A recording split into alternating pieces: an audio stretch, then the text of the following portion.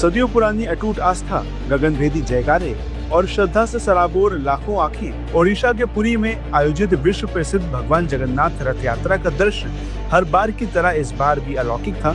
लेकिन किसे पता था कि भक्ति के इस महासागर में अचानक एक ऐसी लहर उठेगी जो खुशियों के इस पावन उत्सव को आंसुओं और चिंता में बदल देगी। जब भगवान जगन्नाथ, भगवान बलभद्र और देवी सुभद्रा के रथों को गुंडीचा मंदिर की ओर खींचने की पावन रस्म शुरू हुई, तभी अचानक बड़ा डांडा पर उमड़े लाखों के जनसैलाब के बीच सांसों का संकट भी खड़ा हो गया।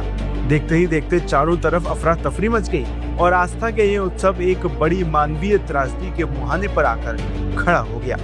मिली जानकारी के अनुसार गुरुवार दोपहर करीब 2 बजे का समय था जब ये हृदय विदारक घटना घटित हुई। ग्रैंड रोड यानी बड़ा डांडा पर लाखों श्रद्धालु अपने आराध्य के रथ को छूने और उसे खींचने के लिए व्याकुल थे। इसी व्याकुलता और अत्यधिक उमस के बीच मारीची कोट छक के पास पुलिस घेरे से महज कुछ ही दूरी पर भीड़ का दबाव इतना बढ़ गया कि लोग एक दूसरे के बेहद करीब आ गए। भारी भीड़ के चलते अचानक धक्का मुक्की शुरू हो गई और दम घुटने जैसी स्थिति बन गई। देखते ही देखते कई श्रद्धालु जमीन पर गिर पड़े और कुछ ही पलों में वहां चीख पुकार मच गई। इंटरनेट पर वायरल हो रहे कुछ वीडियो में सड़क पर चारों तरफ बिखरी चप्पलें और बदहवास लोग उस भयावह पल की गवाही दे रहे हैं जिसने पूरे प्रशासनिक तंत्र को हिला कर रख दिया है। वहीं इस दर्दनाक हादसे के बाद जहां शुरुआती तौर पर भगदड़ की बात कही गई, वहीं प्रशासन ने बाद में स्थिति स्पष्ट करते हुए कहा कि ये कोई पारंपरिक भगदड़ नहीं थी, बल्कि अत्यधिक भीड़ और उमस के कारण उत्पन्न हुआ सफोकेशन यानी ऑक्सीजन की कमी का संकट था। इस दुखद घटना में 2 श्रद्धालुओं की जान चली गई है, जिनमें से एक मृतक की पहचान अनिल दास के रूप में हुई है, जिन्हें भीड़ के बीच अचानक गिरने के बाद अस्पताल ले जाया गया था।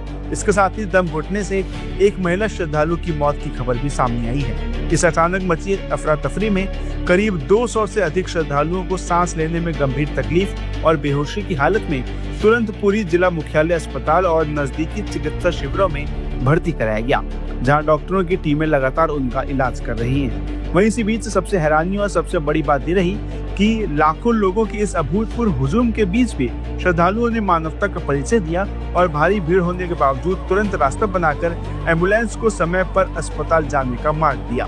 हालांकि प्रशासन ने सुरक्षा के लिहाज से पुख्ता इंतजाम किए थे, जिसमें लगभग 13,000 पुलिसकर्मी, केंद्रीय अर्धसैनिक बलों की 15 कंपनियां और AI आधारित CCTV कैमरे शामिल थे।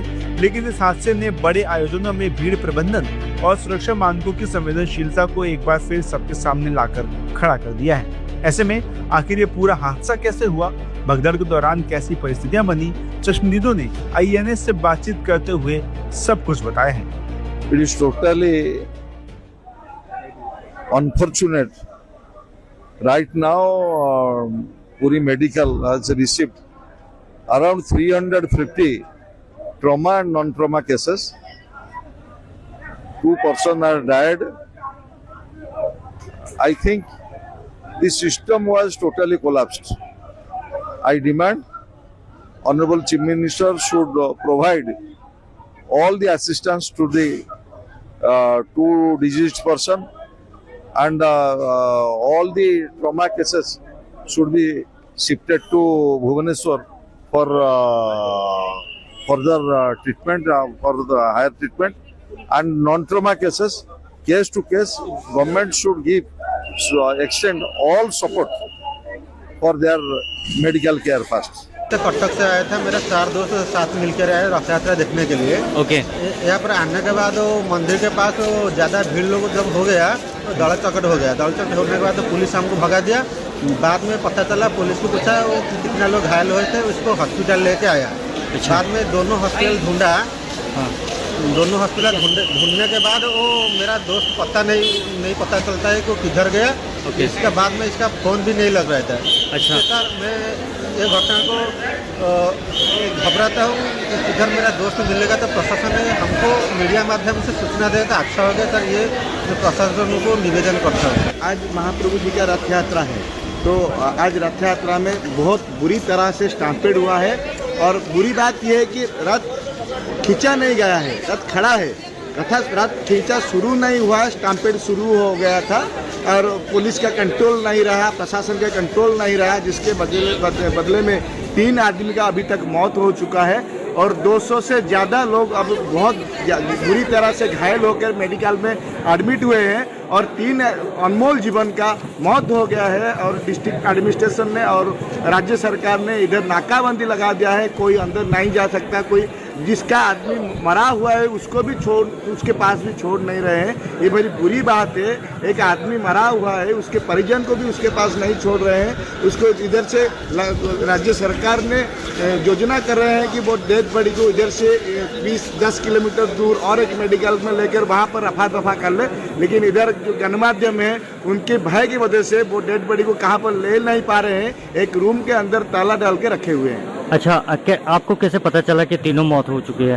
तो हम खड़े थे ना, जो बड़ी गया जो एम्बुलेंस में आया तो हम खड़े थे ना, हम देखे हैं तो वो लोग मर चुके हैं। और जो एक रूम में अंदर उसको टावल गिरा व्हाइट कलर का चादर लगा के गिरा के रखा हुआ है। अगर आदमी जिंदा होता तो उसको एक रूम के अंदर लग करके नहीं रखते, इसीलिए वो तीनों आदमी को जिस रूम में लग करके रखा हुआ है वो डेड बॉडी रखने की जगह है, वहीं पर 3 बॉडी वहीं पर है। लटक कर यहाँ तक आ गया हूँ। वहीं बता दें कि जगन्नाथ रथ यात्रा केवल एक धार्मिक आयोजन नहीं बल्कि करोड़ों लोगों के गहरे और पावन विश्वास का जीवंत प्रतीक है। लेकिन इस दर्दनाक हादसे ने निश्चित रूप से भक्तों के दिलों को झकझोर कर रख दिया है और आने वाले चरणों के लिए सुरक्षा व्यवस्था को और अधिक अचूक बनाने का संदेश भी दिया है।